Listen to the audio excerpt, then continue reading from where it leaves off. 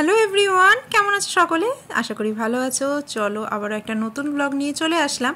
আজকে তোমাদের সাথে যে ব্লগটা শেয়ার করছি এটা হচ্ছে শনিবার, গণেশ চতুর্থীর দিনের ব্লগ।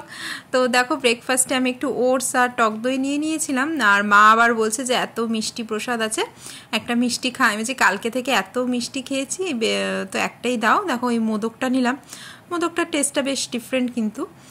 আর এই দেখো, মা বললো আজকে তাহলে একটু নিরামিষ রান্না করি। এমনি শনিবার যে আমরা প্রত্যেক শনিবার নিরামিষ খাই এরকম কিছু না, কিন্তু আজকে যেহেতু গণেশ চতুর্থী, তো মা বললো আজকে একটু নিরামিষ খাবো। তো মা দেখো এদিকে চাল ভিজিয়ে রেখেছে, গোবিন্দভোগ চাল দিয়ে পোলাও হবে, মানে দেরাদুন রাইসের না, ওই ছোটো ছোটো যে গোবিন্দভোগ চাল হয় ওটা দিয়ে।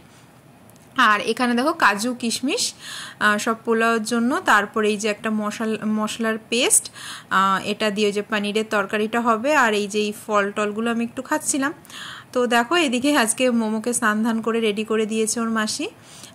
তো আমার বোন এসেছিলো সকাল সকাল, তো ওর কাছেই আজকে মোমো স্নান ধান করে নিয়েছে। আর এখন দুইজনে বসে দেখো খেলা করছে। তো আজকে আমার তো গণেশ পুজোতে এক জায়গায় নিমন্ত্রণ আছে দুপুরে, তোমাদের দাদাভাইও কিন্তু সকাল সকাল অফিস চলে গেছে। তো মা বললো তাহলে আমরাও আজকে একটু পোলাও আর পনির খাই। আজকে কে স্নান করলো তোকে?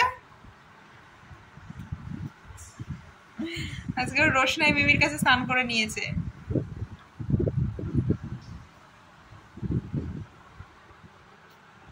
তো আমিও দেখো এদিকে স্নান ধান করে আসলাম, এরপর মোমোকে একটু খাওয়াবো, তারপরে রেডি হব। আর দেখি দেখো মামা আবার ডাব নিয়ে এসেছিলো। তো মোমোর আবার দাবি যে ডাবটা ওই ডাবের মধ্যে ভরেই খাবে, মানে গ্লাসে খাবে না।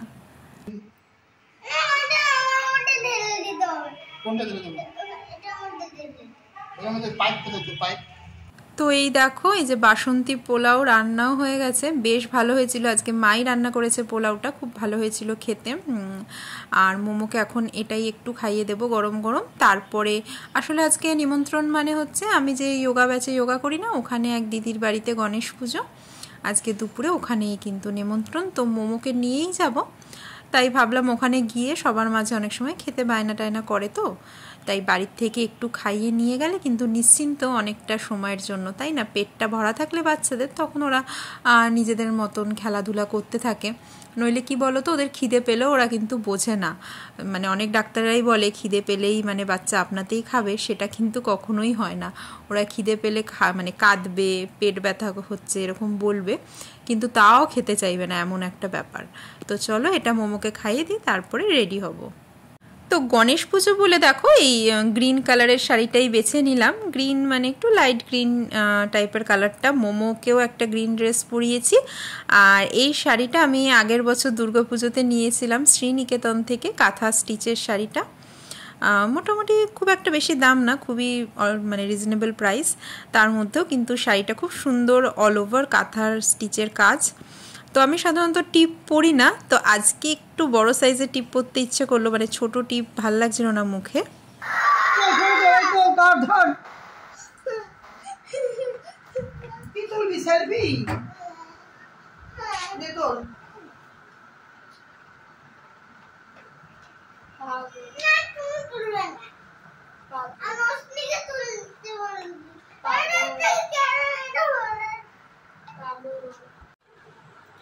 তো দেখো মোমো এত বায়না করছে কেন বলো তো? আমি ফোন নিয়ে ফটো তুলছিলাম, তো ও ফটো তুলবে নিজে নিজে, এখন মানে ওকে ক্যামেরা দিয়ে দিতে হবে, ও একা একা ফটো তুলবে, তাই জন্য। আর এখন বেরোচ্ছি হচ্ছে আমাদের যোগা ব্যাচে একজনের বাড়ি গণেশ পুজো, তো আজকে দুপুরে ওখানে নিমন্ত্রণ। আর একটু আগেই বেরোবো ভাবছিলাম, কিন্তু বাইরে বৃষ্টি হচ্ছিল, এখন বৃষ্টিটা একটু থেমেছে, বেশি দূর না, কিন্তু তাও মোমোকে নিয়ে যাবো বলে একটু মানে ওয়েট করে যাচ্ছিলাম। আসলে ওকে রেখেই যাওয়া যেত, কিন্তু সকাল থেকে ওকে বলেছি নিয়ে যাবো।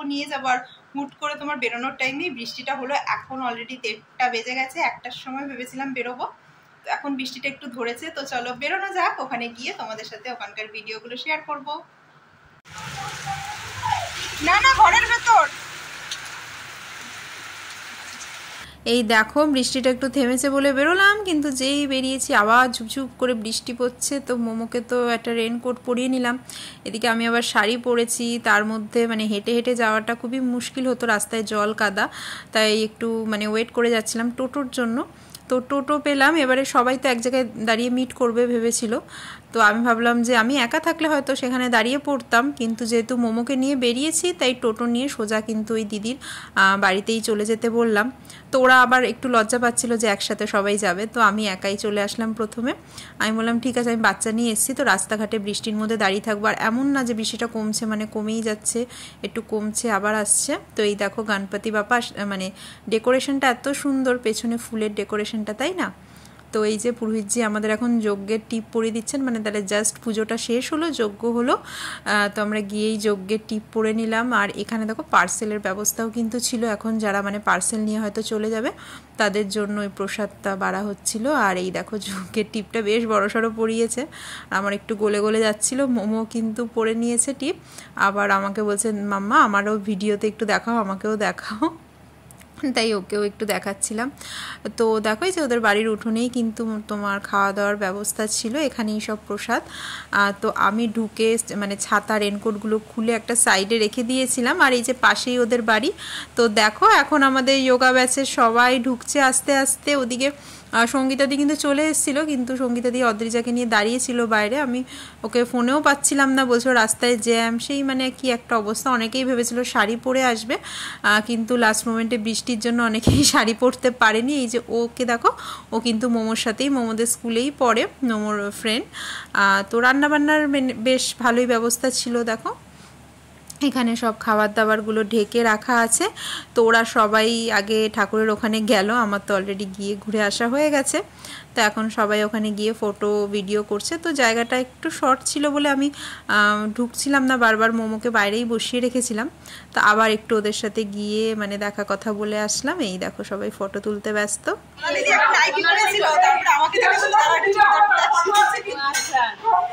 সবাই এসে নইলে আমাকে ইয়ে করবে।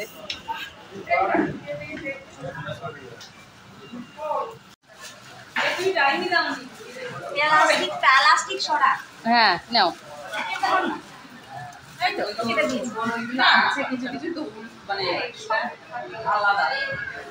তো সবাই এসে বলছিল একটু ঘরে গিয়ে বসবে। এদিকে আবার জানো এখানে কারেন্ট নেই কাল থেকে, কিছু একটা প্রবলেম হয়েছে, কাজ চলছে।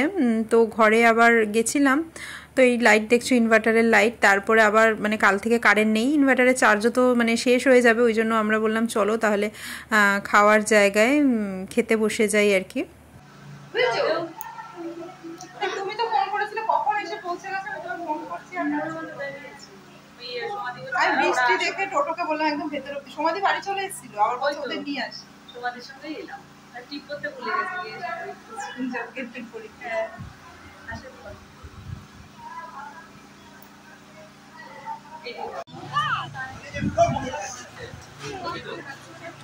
ছিল বলছি সামনে কোথায় গেছে?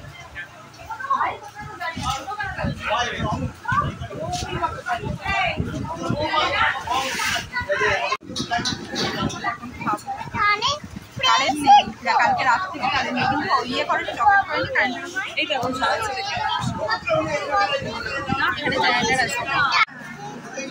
ও দেরি হবে, ওই জন্য আমাকে বললো তুমি চলে যাও। এই খোলে একবার, ও কিন্তু ব্লক করে তারপর কার বেকার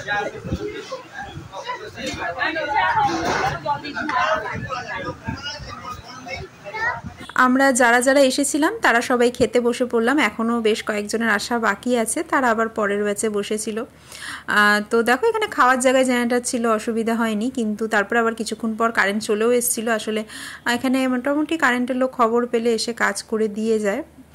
আর দেখো প্রথমে গরম গরম ছিল লুচি, কচুরি ছিল আর কি, ভেতরে পুর ছিল, সেটা একটু মোমো কুটে খাচ্ছিল, আর ওই প্রসাদের ফ্রুটসগুলো খাচ্ছিল। আর সেরকম কিছু খাইনি, কারণ জাস্ট বেরোনোর আগেই ওকে পোলাওটা খাইয়ে নিয়ে এসেছিলাম, তো তাই জন্য। তো কচুরির সাথে ছিল চানা মশলা, আর মানে সব কটা আইটেমই খুব টেস্টি ছিল। প্রথমে তো গরম গরম কচুরি সঙ্গে সঙ্গে ভেজে দিল, তারপরে দেখো এই যে পোলাওটাও খুব ভালো, মানে ঝরঝরে, আর টেস্টটাও খুব ভালো ছিল। তার সাথে ছিল একদম ঝাল ঝাল আলুর দম। মোমো খেতে চাইছিল, তারপরে ঝাল দেখে আর খাইনি। আর সাথে ছিল পনির, তোমার পনিরের একটা তরকারি ছিল, ওই দেখো। তারপরে মোমোকে পাশেই বসিয়ে রেখেছিলাম, ও আমার থেকে টুকটুক করে একটু একটু খাচ্ছিল, আবার হাত দেখাচ্ছে দেখো। তো ওকে বললাম তুই লুচিটা একটু খা, তারপরে ও লুচি খায়নি, তারপরে পাঁপড় ভাজা দেখে পাঁপড় ভাজা খাচ্ছিল। এই দেখো এটাই ওর খাওয়া, ওই ফ্রুটস, পাঁপড় ভাজা, আর একবার দুবার ওই লুচি খেলো একটু, এই তো। তো আমি তো জাস্ট নতুন ভর্তি হয়েছি তোমার এই যোগা ব্যাচে, আর ওরা কিন্তু অনেক বছর থেকে করছে, তো ওদের মধ্যে বন্ডিংটাও অনেক দিনের। তো সবাই মিলে তাই জন্য একটা রুমে বসে দেখো এখন গল্প আড্ডা চলছিল। আমিও আস্তে আস্তে ওদের সাথে মানে মেশার চেষ্টা করছি। এখন এই কয়েক মাসই জাস্ট হয়েছে আমি জয়েন করেছি। বাইরে এত বৃষ্টি পড়ছে দেখো, বৃষ্টিতে ভিজে ভিজে তো আসলাম, কিন্তু এখন বৃষ্টিটা একটু থামুক তারপরে বেরোবো। তো সবাই মিলে এই রুমে বসে আছি।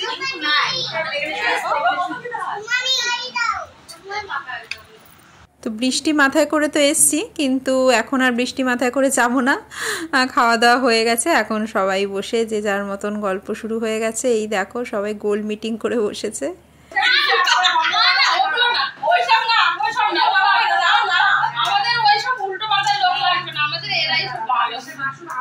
বর্দি আর মেজদি,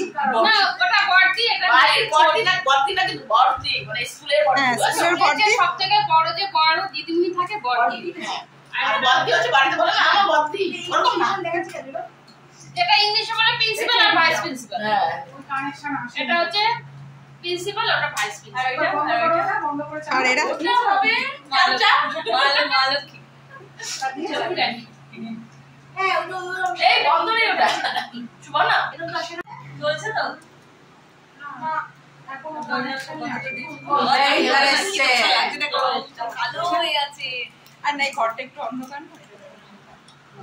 আর বাচ্চারা তো দেখো এদিকে নিজেদের মতোই কিন্তু মেতে আছে। আর ওই হজমোলার প্যাকেটটা পুরো শেষ করলো মোমো, তারপরে বাড়িতে এসে আবার হজমোলার প্যাকেটটা নিয়ে বসেছিল জানো তো। এই দেখো এখন বসে বসে দুজনে হজমোলা খাচ্ছে। আর এমনিতে ওরা দুজন একই স্কুলে পড়ে, তো স্কুলের ফ্রেন্ড দুজন, অদ্রিজা আর মোমো।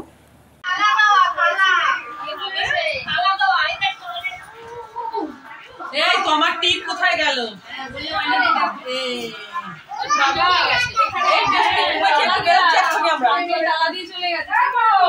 তো দেখো আমরা তো সবাই মিলে গেছিলাম সোনালিদের বাড়ি নিমন্ত্রণ খেতে, তারপরে পাশেই ছিল মৌদির বাড়ি। তো মৌদি বলল যে এখানে এত দূরে এসছো তো আমাদের বাড়ির থেকে ঘুরে যাও।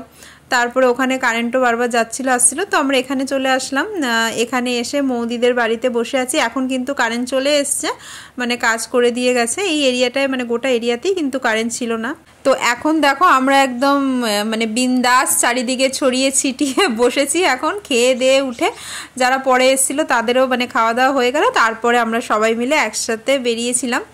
তো এখন মানে সবাই বসে মানে রিল্যাক্স মুডে একটু গল্প আড্ডা দিচ্ছিল। তারপরে মৌদি বললো চলো আমাদের বেডরুমে, কারণ বৃষ্টি যতই হোক গরম তো লাগেই, তাই বললো রুমে আসো একটু এসিটা চালিয়ে দিই, এসির তলায় বসে একটু ঠান্ডা হয় নাও।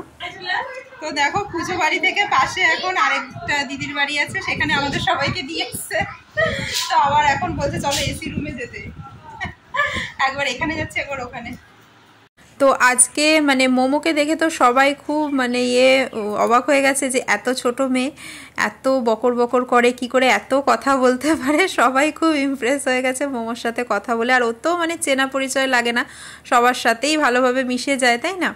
তো এখানে বসে আবার সবাই নেক্সট দিন কোথায় একসাথে ঘুরতে যাবে সেই প্ল্যানও কিছুটা করছিল আর কি। তো চলো আজকে ভিডিওটা তাহলে এখানেই শেষ করে দিচ্ছি। এরপর আমরা বাড়ি চলে এসেছিলাম, মোমো তো আসতেই চাইছিল না, তো ওকে জোর করেই নিয়ে আসতে হলো। তো আজকে আমার ভিডিওটা কেমন লাগলো অবশ্যই কিন্তু জানিও তোমরা। তো চলো টাটা, সবাই খুব ভালো থেকো, সুস্থ থেকো, আবার দেখা হবে নতুন একটা ব্লগে।